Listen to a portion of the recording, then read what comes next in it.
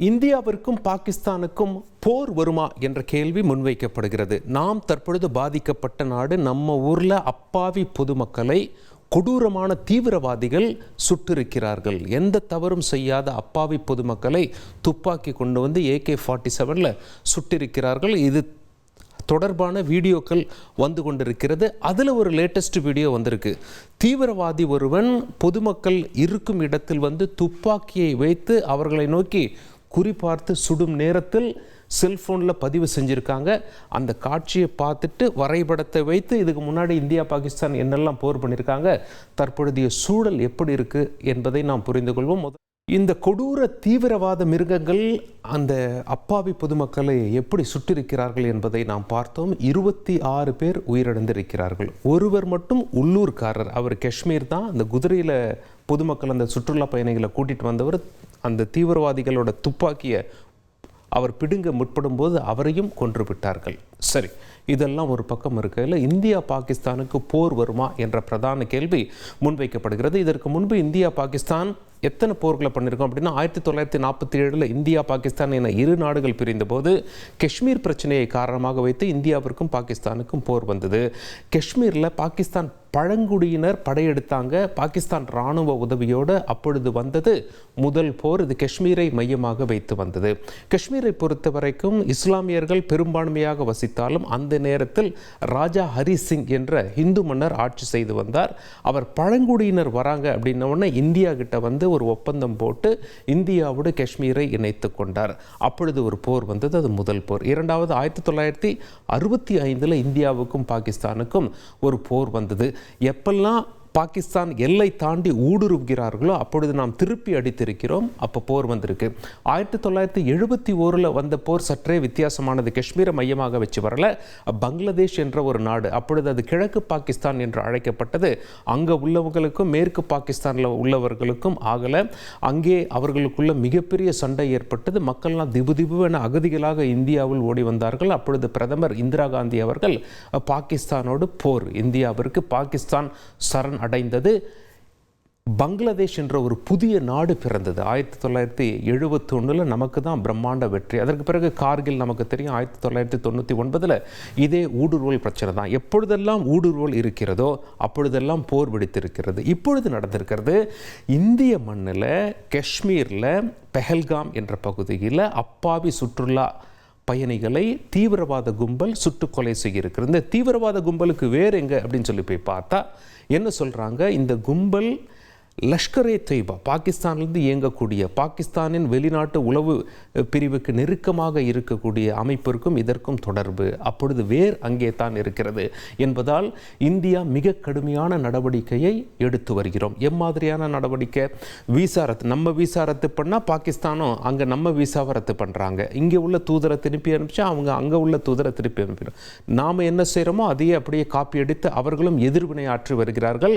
ஒன்றை தவிர அந்த ஒன்று என்ன, இந்தியாவிலிருந்து, அதாவது சீனா இந்த டிபெட் பகுதியில் ஆரம்பிக்கிறதா தான் சரி, இந்தியாவிலிருந்து பாகிஸ்தானுக்கு ஓடுகின்ற நதிகள், இந்தியா மேலே இருக்கு, இந்தியாவிலிருந்து பாகிஸ்தானுக்கு ஓடுகிறது சிந்து நதி, அதாவது இண்டஸ் ரிவர் சிஸ்டம் என்று அழைப்பார்கள். சிந்து நதி மற்றும் அதனுடைய கிளை நதிகள். இந்தியா தண்ணி கொடுத்தாதான் பாகிஸ்தானுக்கு தண்ணி போய் சேரும் என்ற அடிப்படையில் இருக்கிறது. இது தொடர்பான ஒப்பந்தம் 1960 போடப்பட்டது. அந்த ஒப்பந்தத்தின்படி இந்தியாவு சுமார் 30% தண்ணீர் இந்தியா வசம் இருக்கும். 70% பாகிஸ்தானுக்கு நாம் கொடுக்குறோம். அதை வச்சு தான் விவசாயம் பண்ணுறாங்க, குடிநீராக பயன்படுத்துகிறாங்க. எல்லாம் தேவைகளுக்கும் அவர்கள் அந்த தண்ணீர் தான். இப்போ இந்தியா நம்ம என்ன சொல்லிட்டோம் அப்படின்னா, அந்த ஒப்பந்தம் ரத், இப்போதைக்கு கட் செய்யப்படுகிறது என்று சொன்ன உடனே இதற்கு எதிர்வினையாற்ற பாகிஸ்தானால் முடியலை. ஏன்னா இந்தியா திறந்து விட்டால் தான் தண்ணி, ரொம்ப திறந்து விட்டால் வெள்ளம் வரும், தண்ணியை திறந்து விடலைன்னா வறட்சி வரும், மக்கள் பாதிக்கப்படுவாங்க, உள்நாட்டில் பிரச்சனை குழப்பம் வரும். உடனே பாகிஸ்தான் என்ன சொல்கிறாங்க அப்படின்னா, இது போர் செய்வதற்கு சமானம், ஆக்ட் ஆஃப் வார் என்று சொல்கிறார்கள். இதனால தான் போர் வருமா என்ற கேள்வி இருக்கிறது. பாகிஸ்தான் ஒரு பக்கம் கராச்சியில் ஏவுகணை பரிசோதனை நடத்துங்க அப்படின்னு சொல்லி அவங்க இராணுவ தலைவருக்கு உத்தரவு போட்டதாக ஒரு தகவல் வந்து கொண்டிருக்கிறது. இப்படியெல்லாம் இருக்க நம்மளுடைய இராணுவ தளபதி நாளை ஸ்ரீநகர் போகிறார். அங்கே இராணுவத்தினருடன் பேசுகிறார். ஏற்கனவே எடுக்கப்பட்ட நடவடிக்கைகள், அந்த கயவர்கள் எங்கே ஓடி பதுங்கி இருக்கிறார்கள், அவர்களை பிடிக்க எடுக்கப்பட்ட நடவடிக்கைகள் மற்றும் இராணுவம் தயார் நிலை. இந்தியா பாகிஸ்தானுக்கு இதுதான் லைன் ஆஃப் கண்ட்ரோல் என்று அழைப்பார்கள். சுமார் 3200 கிலோமீட்டர் நீளம் கொண்டது. இப்போ பார்த்தீங்கன்னா லேட்டஸ்ட்டாக பாகிஸ்தான் என்ன சொல்கிறாங்க, இந்தியாவுடைய விமானங்களில் எங்கள் நாட்டு மேலே பறக்க அனுமதிக்க மாட்டோம், நாம் எங்கெல்லாம் போக வேண்டியிருந்தால் பாகிஸ்தானுக்கு மேலே பறக்க வேண்டியிருக்கும் அப்படின்னு சொல்லி பார்த்தீங்கன்னா, இப்போ அமெரிக்காவிலேருந்து இந்தியர்கள் வராங்கன்னு சொல்லி வச்சுக்கோங்களேன். அப்போ பாகிஸ்தானை தாண்டி இந்தியாவுக்குள்ளே வர மாதிரி இருந்தது. இப்போ கொஞ்சம் சுற்றி கொண்டு வர வேண்டியிருக்கும். அதே போல் இங்கே பாருங்கள், இங்கிலாந்துலேருந்து இந்தியாவுக்குள்ளே வரணும் அப்படின்னா பாகிஸ்தான் மேலே பறந்து வர வேண்டியிருந்தது. அதே போல் ஐரோப்பிய நாடுகள்லேருந்து இந்தியாவுக்குள்ளே வரணும் அப்படின்னா பாகிஸ்தானுக்கு மேலே பறந்து வர வேண்டியதாக இருந்தது. இப்போ விமான நிலையங்களை என்ன அனௌன்ஸ் பண்ணுறாங்க, பாகிஸ்தான் அப்படி ஒரு அனௌன்ஸ்மெண்ட் கொடுத்துருக்கிறதால நாம் கொஞ்சம் சுற்றி கொண்டு வர வேண்டி இருக்கும் என்று சொல்கிறார்கள். இந்தியாவை பொறுத்த வரைக்கும் முழு வீச்சில் தயாராகி கொண்டிருக்கும். அந்த தண்ணீரை கட்டு செய்வோம் என்று நாம் அறிவித்ததே, இந்த இண்டஸ் ரிவர் சிந்து நதியை கட் செய்வோம் என்று அறிவித்ததே தண்ணீர் தரமாட்டோம் அப்படின்னு சொல்லிட்டு அவங்களுக்கு ஒரு பேர் இடியாக அமைந்திருக்கிறது. இதற்கு என்ன பாகிஸ்தான் எதிர்வினையாற்றும் என்பதை பொறுத்து அடுத்த கட்ட நகர்வுகள் இருக்கும். அது மட்டும் இல்லை, சர்ஜிக்கல் ஸ்ட்ரைக், அதாவது எப்படி ஆபரேஷன் பண்ணும்போது சர்ஜரி பண்ணுறோன்னு சொல்கிறாங்க, கார்பெட் பாம்பிங் என்பது அப்படியே கொண்டு போய் குண்டு வீசுவது, சேதம் சிவியராக இருக்கும், பலமாக இருக்கும். சர்ஜிக்கல் ஸ்ட்ரைக் என்றால் துல்லியமாக தீவிரவாதிகள் முகாம்களை குறிவைத்து தாக்குதல் நடத்துவது. ஏற்கனவே இந்தியா இது போல ஒரு சர்ஜிக்கல் ஸ்ட்ரைக் கொடுத்திருக்கோம்.